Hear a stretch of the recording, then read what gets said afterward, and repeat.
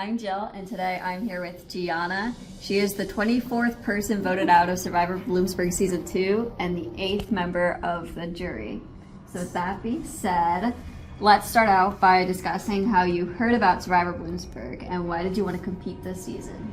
So I have seen a few of the episodes on Instagram, and then I did come here for orientation, so I was like, oh, I really want to do this. I saw GK at the orientation stand, and my dad was like, Gianna, you have to do this, because I've watched Survivor so much as a kid, and I was like, yeah, it's fun. And this is my top choice to come here because I was playing soccer. And and then I had my interview in the summer, so it worked out. What were your first impressions when you met the 29 other castaways back in episode 1? And who did you start to form connections with right away? So when I first showed up, I did notice a lot of the guys like just in a big group. So I was like, okay. And then I did see Lee. Lee was the only one I recognized, and then Jake from the last season. So I was like, oh, they're in it again. I didn't know that. But when I first got there, me and Erin were obviously close from soccer. Not too close because I'm a freshman and she's a senior. But we were like, oh, we know each other. We can be an alliance member kind of from the start. And then I did meet Anna over the summer. We Snapchat each other because we were going here. And then Hope, she just came over to us all bubbly, and I was like, I like this girl. So we were an alliance until the beginning. So. In episode 1, you won the Gaga Ball and became a Gator captain. How did you decide who you selected for your team? So I did pick Anna and Hope because I did meet them and were my alliances. But and then I was like, okay, we need some like big, strong looking guys. So I was like, Anthony, perfect. I was like, Anthony. And then Mason looked like tough, and I was like kind of scared of him from the beginning, but we became friends. And then the others are just based off like intuition, I guess, if that's the word, but I thought they would be a good addition to the team. But yeah. You recently celebrated your November birthday. How did being a Scorpio play out in Survivor? I would definitely say people characterize Scorpios as fierce and mean. I'm not really mean, I would hope so, but like in the challenges, like I would compete, like I don't give up, and I think that basically describes a Scorpio. In episode 2, how did you feel about merging with the other Gator team, and when did those alliances start to form for you? So I definitely felt better because Erin was on that tribe and we were really close, so that just solidified my alliance more. Like me, Erin, Hope, and Anna.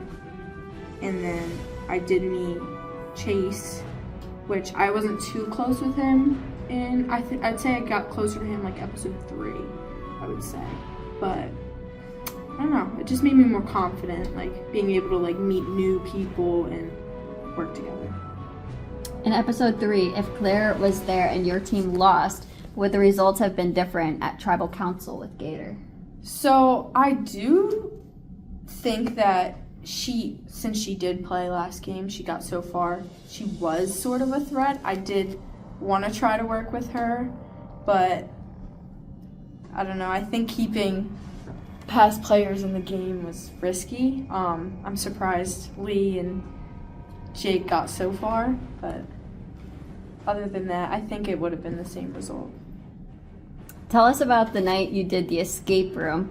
What was the experience like, and how did you find your hidden advantage on upper campus? So I brought like 5 of my friends in.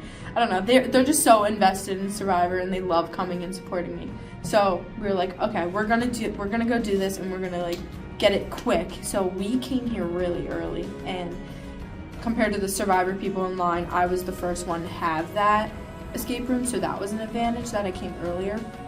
So we got there, first ones in the escape room, finished it. I really lost track of time in there, but they said it was long. Really quick. But I think it was like 10 minutes.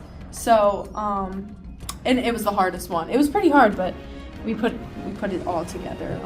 Used the least amount of hints as possible, but then I sent my video in, and GK sent the location, and I'm like, oh my god, this is on Upper Campus. I'm there every day for soccer, so I know. But I'm like, where are these bleachers? So me and my friend Allie, we take the bus up. We're like, people probably already beat us to it because I'm a freshman. I don't have a car here. So it was kind of tough to get up there. And I'm like, people are probably coming. I did see Haley walking back. I don't know how she got up there so quick, but I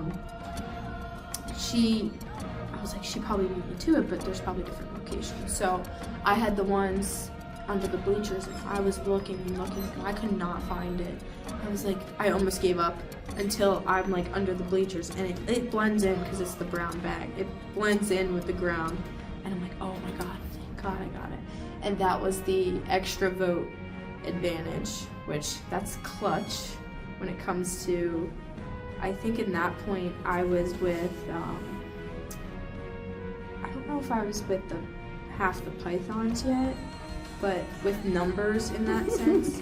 In the episode 4 communication challenge, you were receiving information from Anthony and then relaying it to Ozzy. How did that go for you? Anthony did confuse me a little bit, I'm not gonna lie. So I heard Davey going crazy in the hallway, but I didn't know like that was like interfering with Anthony's message. So he came to me, gave me 2 different things, and I thought I was confused. I thought it was the first one, and then I thought he said it again, but he was saying the next one, and it was just a mess. And I don't know. I think me and Anthony should have switched maybe, because I don't know. So there was like the lack of communication almost. Yeah, and he was like stressing out a little bit, and it made me stress. And then I'm like, Anthony, what are you saying right now? But it's okay. In episode 4, you all said goodbye to Father Joe. What was it like to be playing the game with him? It was great.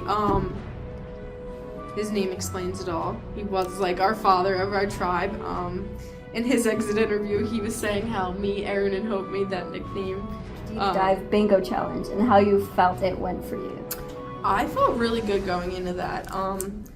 I'm not gonna lie, I am a nose holder when I jump in the water, so my friends were making fun of me because of that. But I didn't go into the deep end. I left that to Anthony because he's a swimmer. But I was just going quick, trying to find. I was calling to Haley. I was like, "Is it this?"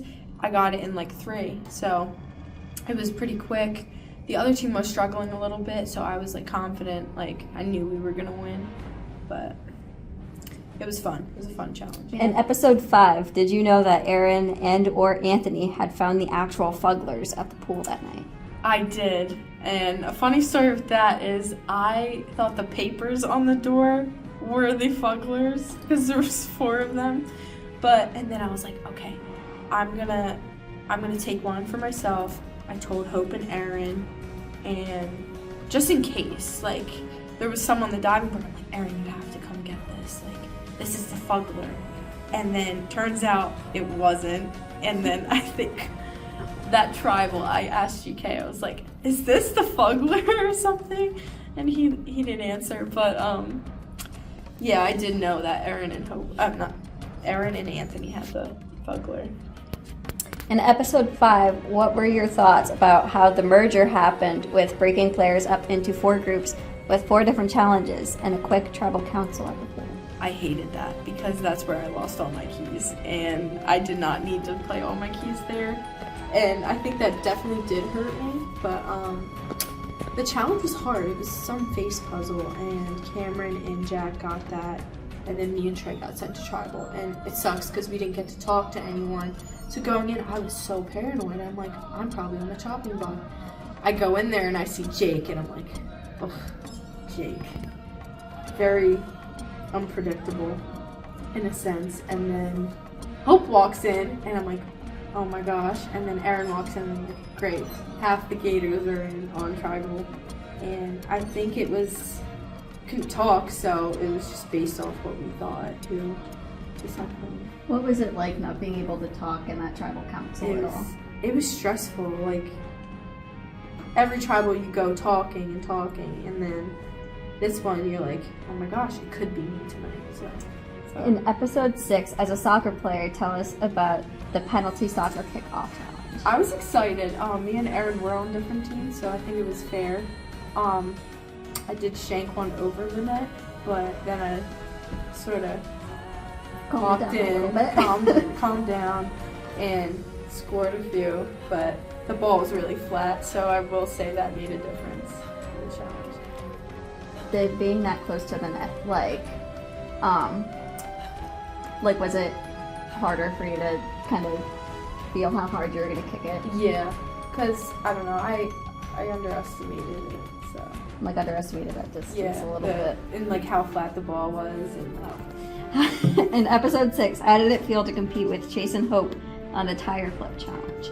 I'm not gonna lie, I thought we were done because it was Lee, Jake, and Trey, I believe, and me, the skinniest arms ever. I'm all legs. Chase, I had trust in him, and then Hope, we were like, ugh, come on, to the both of us. But turns out we actually won the challenge, but our tire flipped for a singular second, and that just set us back. We would have won that and then moved on to the puzzle, but it's whatever. We did really well. In episode 6, right before you began, you got the text along with a lot of other castaways about the hidden fugglers in the woods. Walk us through that experience for you. So I actually didn't have my phone. I saw Erin and someone else run, so I was like, okay, I'm gonna run. And in the season before, I think I saw them do a woods thing, maybe. I'm not too sure. Yeah, we were at Quest. So I was like, oh, there could be whatever, an idol, the fugglers. So then me and Erin take the same path and we're running, but then we see Trey. He put something in his shirt, but he didn't have the fuggler. He was kidding with us, and we're like, Trey, we're nagging Trey, Trey, you have it. And so then we're running, screaming. It's all hectic, and then me and Erin do split up. I could not find it. I was looking in the wrong spot. I'm like, oh, what if it's up on the field? I should have went up there. I should have listened to myself because there was fugglers all around. As you were tied together by the rope. If Erin wasn't DQ'd, she would have been on your team. Do you think the outcome would have been different if Erin was on your team? Yes. I think we were all gassed from the previous challenge, but I do think that having Erin would have been a key to potentially getting closer to them. I know Brady was tired, and I tried as much as I could to motivate him and get him, but it didn't work out. Would your running order have been different if Erin was on your team? Would you have put her in a different spot than you have Brady? I think we would have kept. I think we would have put Erin maybe on the end, me in the front, and Chase in the middle. Just because of speed, I feel like.